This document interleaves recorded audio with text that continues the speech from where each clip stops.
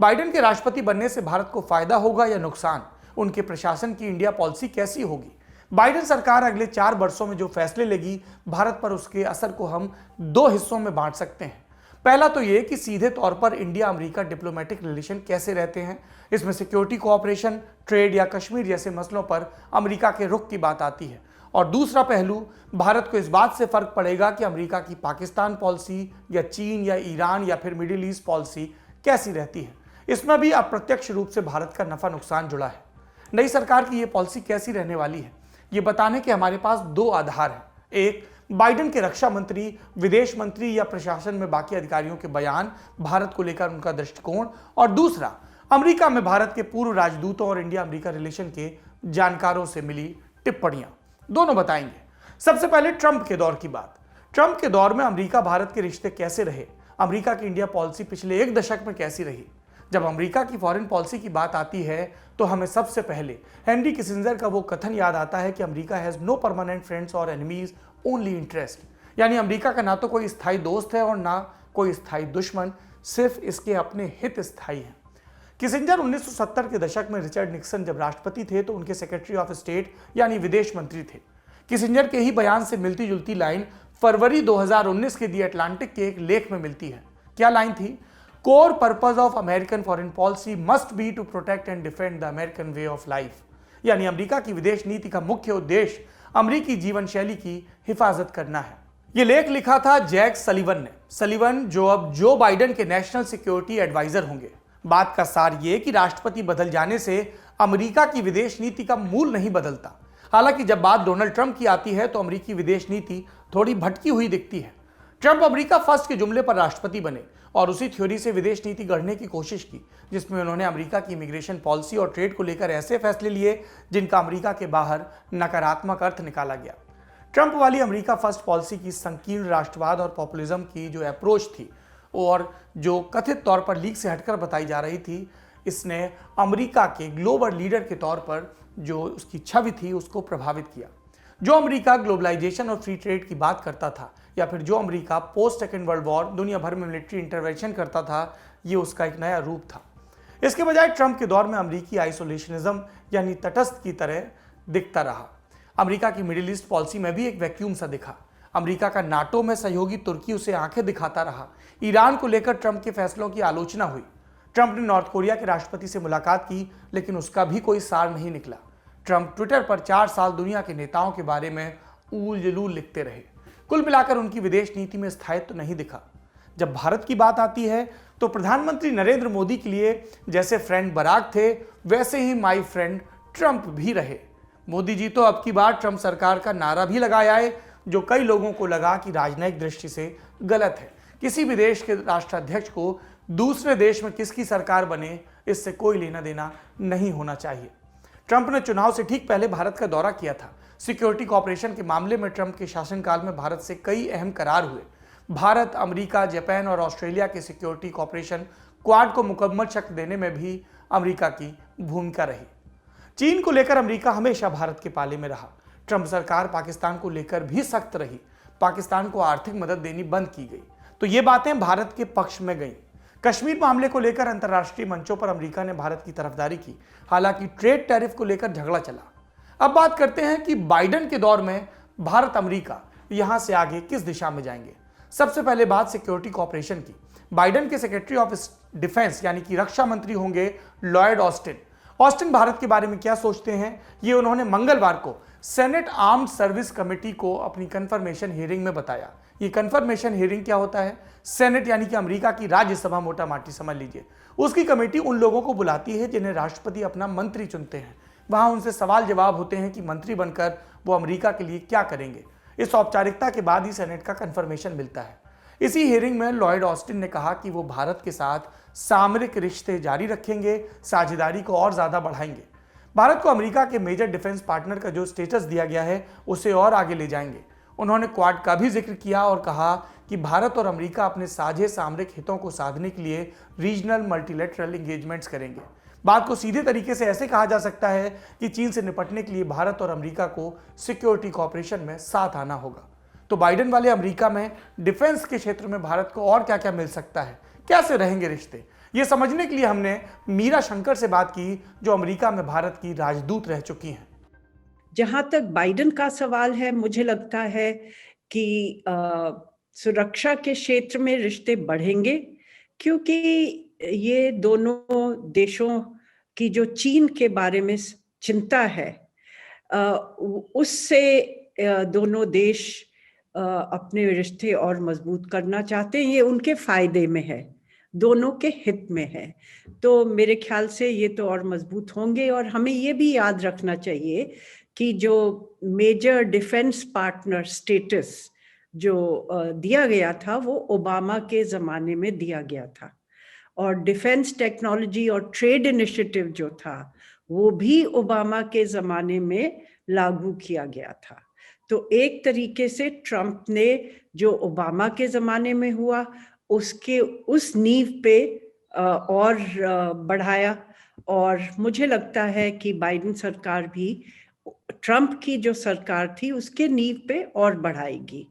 जहाँ तक आर्थिक रिश्तों का सवाल है, इतनी मुझे लगता है इतना उथल पुथल नहीं होगा जितना ट्रंप के ज़माने में था, क्योंकि वो काफ़ी यूनिलैटरली निर्णय लेके एकदम से अनाउंस कर देते थे। बातचीत होगी, पर ये हमें मान के चलना है कि जो वैश्वीकरण पहले खूब तेजी से चल रहा था, वो एक तरीके से सीमित हो चुका है। और जो ट्रंप ने प्रोटेक्शनिज्म, अमेरिका फर्स्ट, ये सब जारी किया अपनी नीतियों में, मुझे लगता है कि ये जो कॉन्स्टिट्यूएंसीज थी जिन्होंने ट्रंप को वोट दिया, जिसकी वजह से ये प्रोटेक्शनिज्म आया, जो मतलब उनको लगता है कि वैश्वीकरण से उनको फायदा नहीं हुआ, हानि ही हानि हुई है, क्योंकि इनकी नौकरियां चली गई, उनके जो वेतन हैं वो नीचे गिर गए इसके दबाव से। तो ये तबका जो है, इसको बाइडेन को भी मन में रख के या ध्यान में रख के चलना पड़ेगा। तो अमेरिका उस तरीके से वैश्वीकरण को नहीं अपनाएगा जैसे पहले था।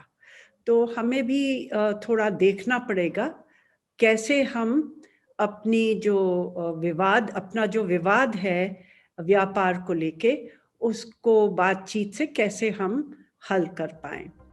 भारत से संबंधों की बात में अमेरिका के विदेश मंत्री का जिक्र भी जरूरी है। बाइडेन के सेक्रेटरी ऑफ स्टेट कौन है? एंटनी जे ब्लिंकन। टॉनी ब्लिंकन नाम से इन्हें ज्यादा जाना जाता है।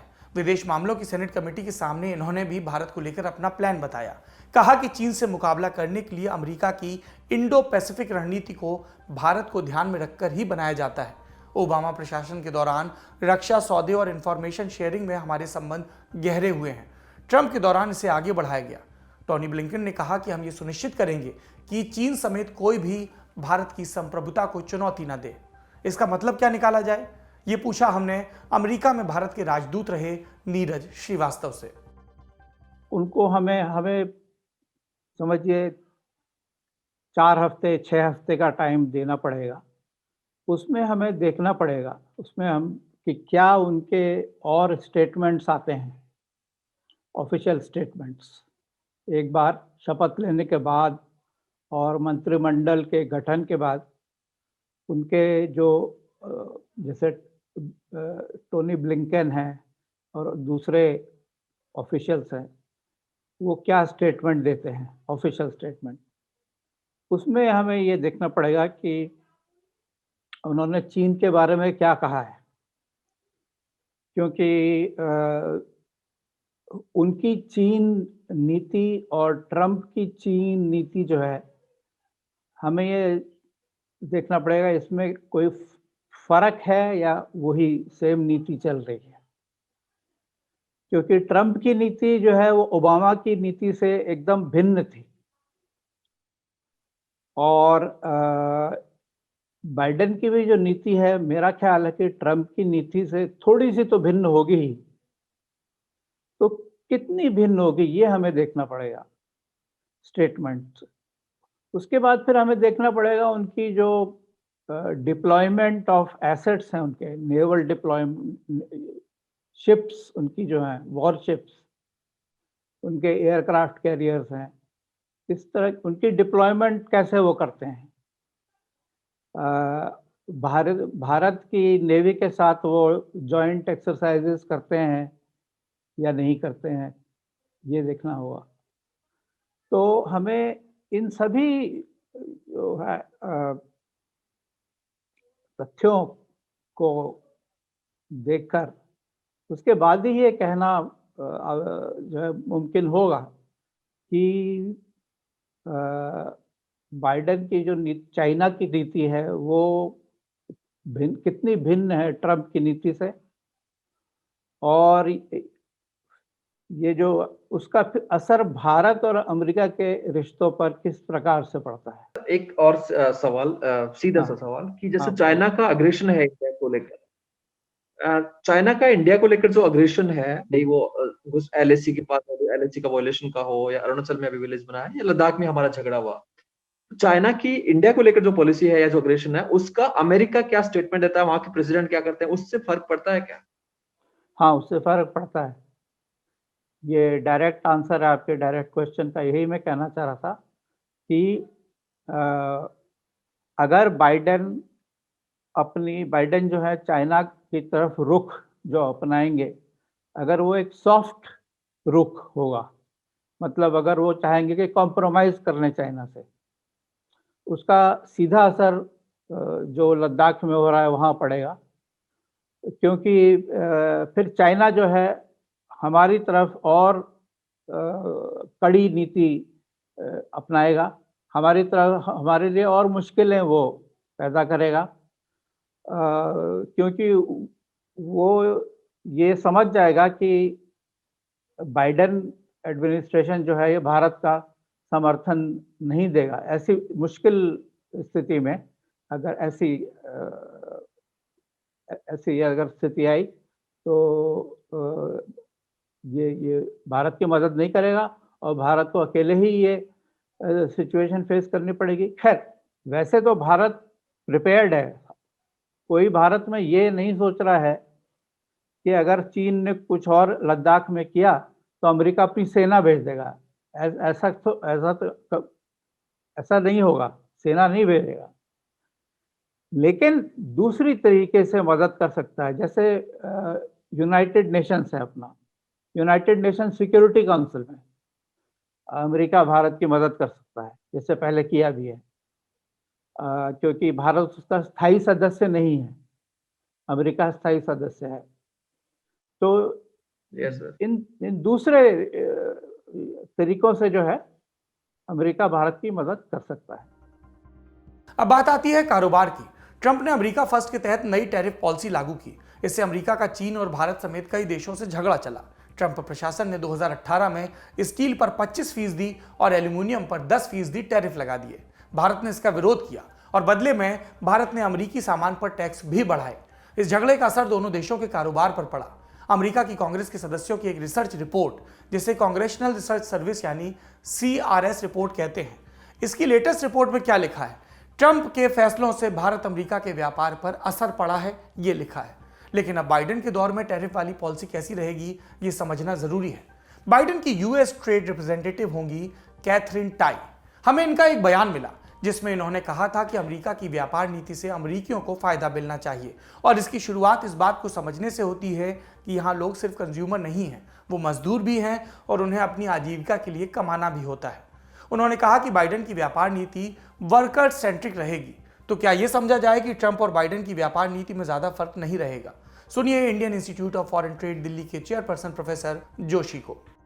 हमको ये जानना होगा कि अमेरिका प्रेसिडेंट कोई भी हो, अमेरिका का ट्रेड डेफिसिट इस समय $923 बिलियन है। So America is extremely worried about their trade deficit, और इनका ट्रेड डेफिसिट पिछले कुछ सालों में काफी बढ़ा है।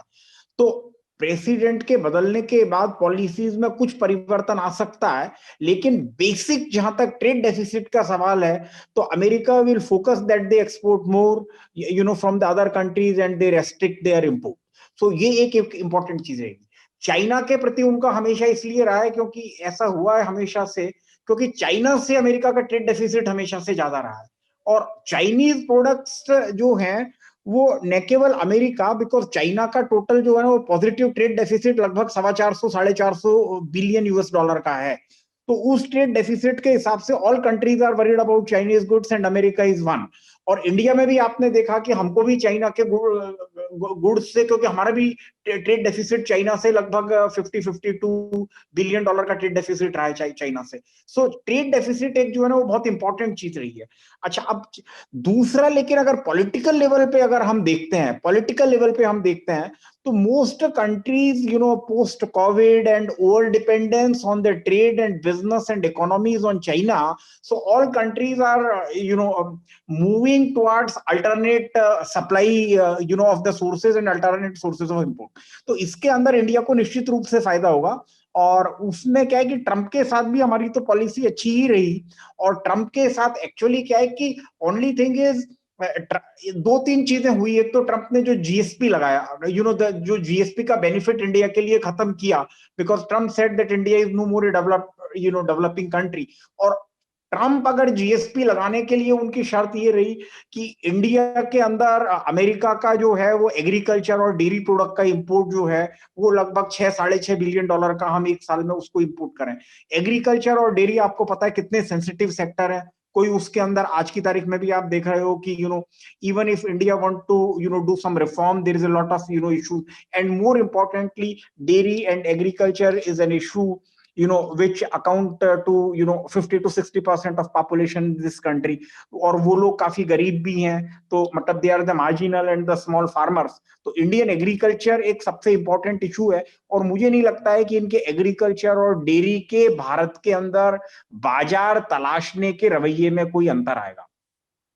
क्योंकि अल्टीमेटली अमेरिका जो है वो दुनिया का सबसे बड़ा एग्रीकल्चर एक्सपोर्टर है एग्रो प्रोडक्ट्स का, and America is the largest exporter of the agro product which account for about 135 billion dollars of agro export. India सारे एग्रीकल्चर एक्सपोर्ट मिला के भी जो है ना हम लगभग 30-35 बिलियन डॉलर का एक्सपोर्ट करते हैं। तो वो एक इंपॉर्टेंट इशू है, और वो मुझे लगता है कि अच्छा, अब प्रॉब्लम ये है कि इंडिया इज ऑल्सो, दूसरा चाइना से प्रॉब्लम होने के कारण India miss the opportunity for RCEP. Now India has got तो इसलिए क्या है कि rather than the big RCEP, now India will have some forge of trade agreement with United States of America as well as with the European Union as well। दोनों के साथ हमको कुछ ना कुछ करना पड़ेगा।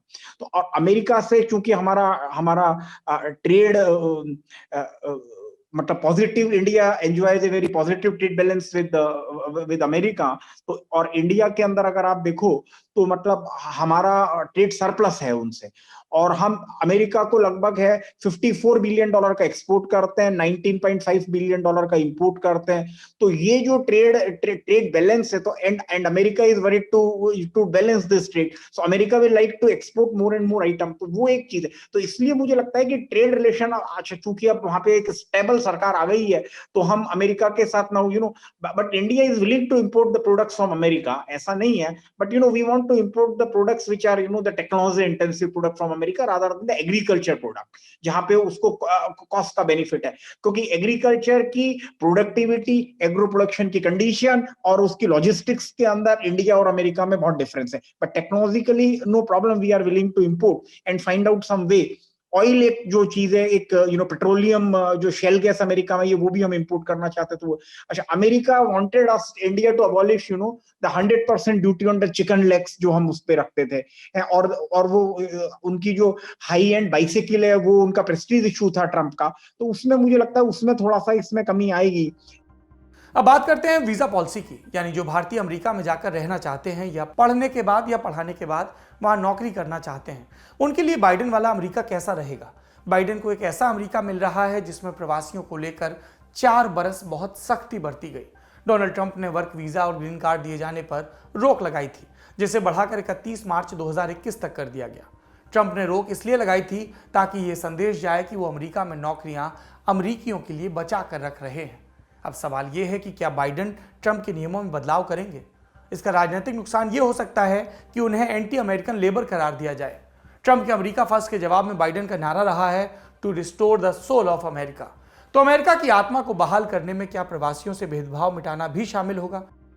इमिग्रेशन जो है, ये H1B वीजाज और इमिग्रेशन उस पे मेरे ख्याल से बाइडेन ने कहा है कि उनकी नीतियां थोड़ी ट्रंप से फर्क होंगी, और पहले दिन उन्होंने कहा है कि वो साइन करेंगे कि जो बच्चे अपने माँ बाप से दूर कर दिए, अलग कर दिए गए थे, उनको फिर से मिलाया जाए।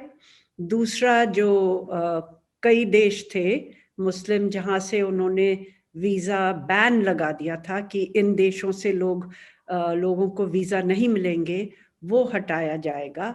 और वो एक इमिग्रेशन बिल भी कांग्रेस में लाएंगे पूरी नीतियों को बदलने के लिए। जो 11 मिलियन वहाँ पे इलीगल, मतलब गैर कानूनी तौर से रह रहे हैं, उनको किस तरीके से सिटीजनशिप देने का रास्ता एक बनाएं। तो बाइडेन की जो इमिग्रेशन पे पॉलिसीज हैं ये खूब फर्क होंगी, पर हमें देखना पड़ेगा किस हद तक H1B वीजाज, L1 वीजाज में ढील डालते हैं ये, जिससे हमारी कंपनियों को फायदा होगा। जो स्टूडेंट्स हैं, जो भारत से स्टूडेंट्स जाते हैं अमेरिका में, उनको ज़रूर फ़ायदा होगा, ख़ासतौर जो साइंस, टेक्नोलॉजी, मैथमेटिक्स, इंजीनियरिंग पढ़ रहे हैं, क्योंकि इनके लिए फिर से काम करने की जो इजाज़त थी पहले, जो ट्रंप ने बंद कर दी थी बाद में, वो फिर से शायद लागू हो जाएगी। एक बात और, अमेरिका में रह रहे भारतीय मूल के लोगों के फेवरेट हमेशा से डेमोक्रेट्स रहे हैं। पिछले कई राष्ट्रपति चुनावों का आंकड़ा उठाकर देख लीजिए, एक भारतीय मूल के लोगों के वोट एक तरफा डेमोक्रेट पार्टी के उम्मीदवारों को गए हैं। इसका मतलब ये लगाया जा सकता है कि प्रवासियों के लिए डेमोक्रेट्स उतने सख्त नहीं है।